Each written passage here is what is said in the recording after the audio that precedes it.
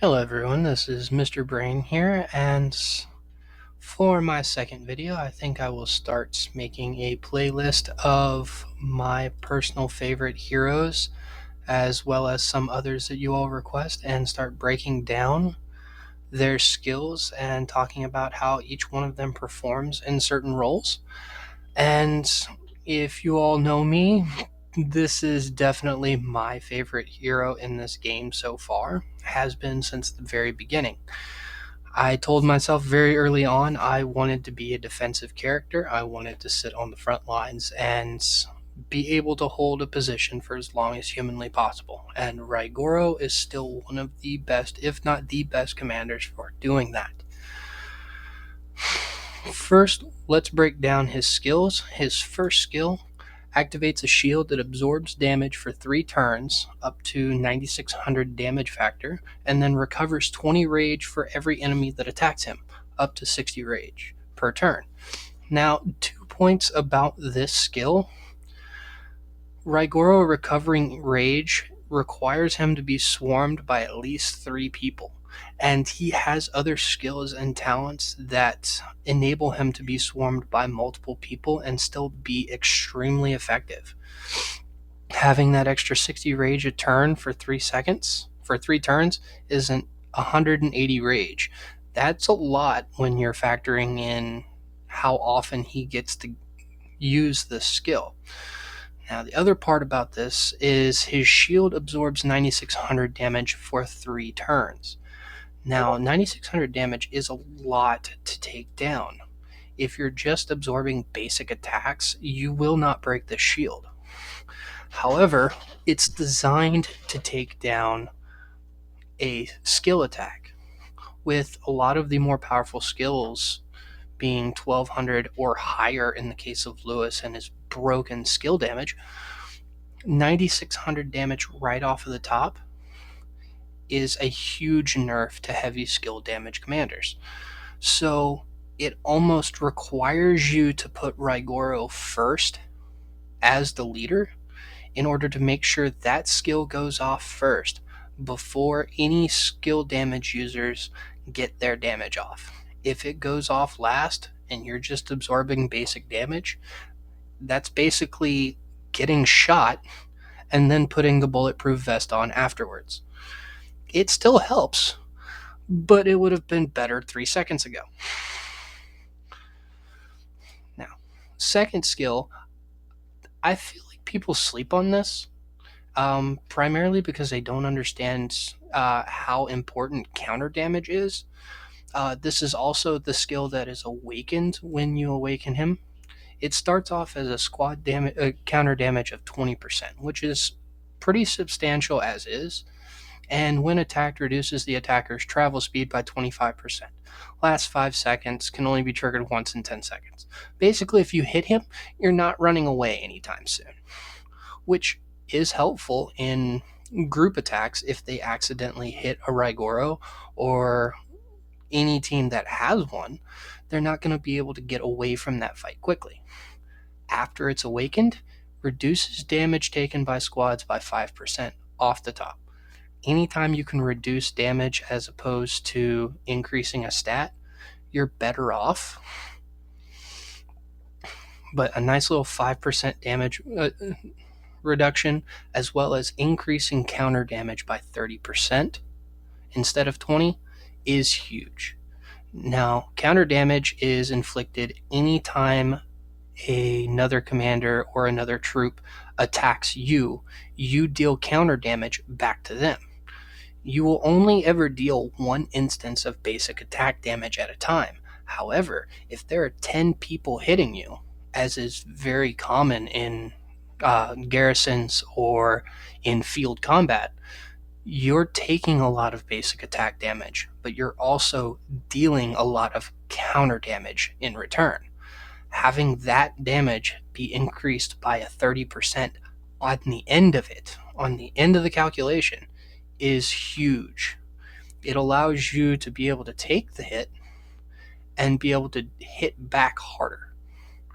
And it's funny to watch people hit a Raigoro that's running away and getting hit for more then they're dealing damage because he's not trying to fight. He's just dealing counter damage. Now, third skill is pretty basic. Infantry squad attack and infantry squad defense by 15%, both. An extra 30% of buffs for infantry, always helpful, always useful. But it is what it is. Fourth skill, increases damage dealt by 16% when a shield is activated. When garrisoning, increases infantry squad HP by 11%. So while he's garrisoning, he has infantry squad attack and defense by 15% and an extra 11% to his squad HP while defending a position. Now, the increase in damage dealt is overall all basic, all counter damage, any skill damage his secondary commander is using, all of that is buffed by 16%. And it's anytime his shield is activated. So for the 3 seconds during his skill, he has an extra 16% damage. It's not a lot, but it is noticeable, and it's nice to have a little bit extra damage when they're not able to hit you. When the fight does officially resume, as I like to call it, when both sides are able to deal damage, you have a little bit of an edge. Now, for talents, me being the moderate spender as opposed to the heavy spender that I am, I tend to focus the defense tree. Having this additional 24 rage from the maxed out defense tree when squad size is 30% is helpful in two ways for me. Raigoro I use for arena combat, and he will get down to 30% eventually. And the fact that it will take just that much longer to kill him in arena with this skill makes a world of difference for arena combat. Also, when you're in garrisons, if you're the garrison commander, eventually you will get down to 30%. You will. You may still have 2 million troops in that tower or in that fishing village like we had in Island Raid or wherever it happens to be. You may have 30% of your squad left. This still activates even if your tower is full, but your personal squad is below 30%. Makes Thunder, Raigoro, Tom very, very hard to take down at that point. We have seen rallies take hours after getting it down to 30%. It's insane. Now, Rigoro is probably the only commander that can use the full potential of the garrison tree. So I want to explain this so that that option is out there. When garrisoning, Garrison Squad has a 10% chance to gain a shield that absorbs damage 250 maxed out at 1500 when attacked. This effect can only be triggered once in 6 seconds.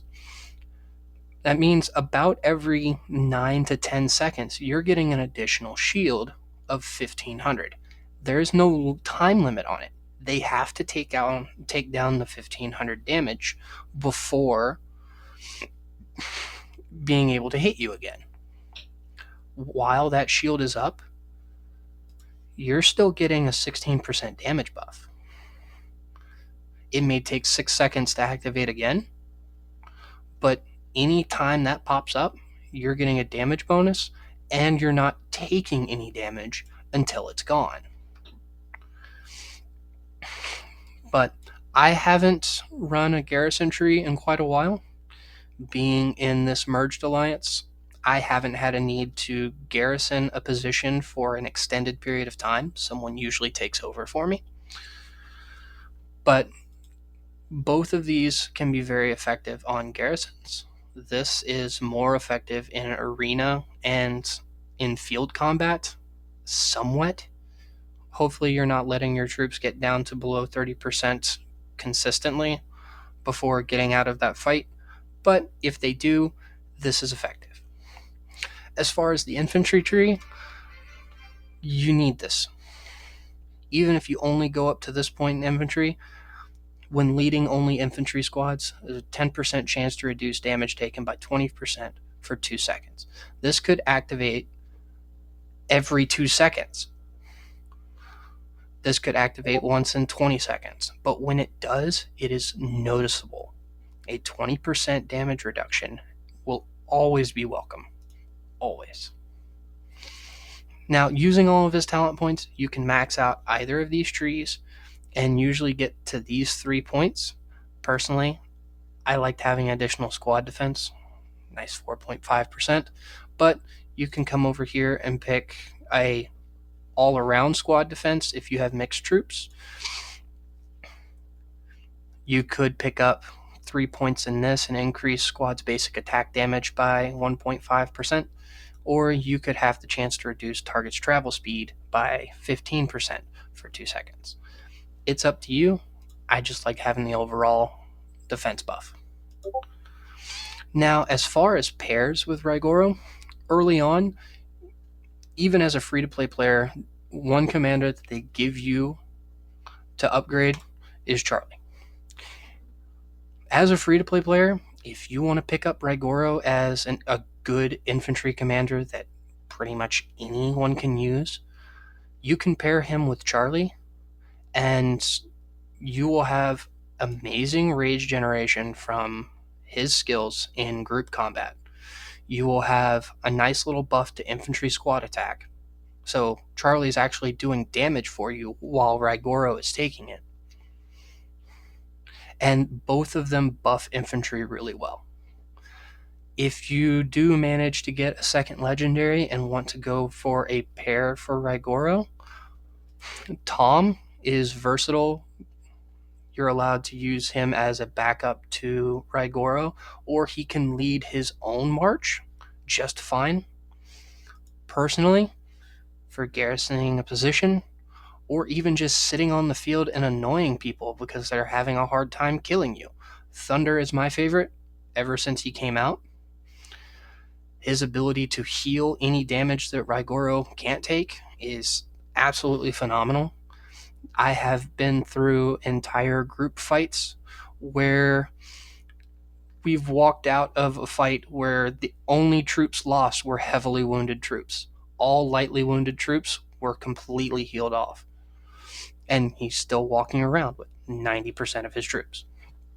I'm close to awakening him. I can't wait to get there. Being able to increase the damage of my friends while I'm doing that would be helpful. I will get there. But anyway, that is a complete breakdown of Raigoro for me. If you have any other commanders that you would like to see broken down, I have quite a few in my list. And some of them, while I may not have leveled them because I am an infantry main, I do know quite a bit about them, and I would be happy to break down from a mid-spender's position. There's a couple that are coming out soon. Panda has already given a very nice breakdown of the 2 ranged commanders that are coming out with this top commander event. So feel free to go watch his videos. He will break them down far better than I would. Again, if you have any ideas for videos for me, please let me know in the comments. I'm more than happy to help you understand the game as well as I do. Have a wonderful day.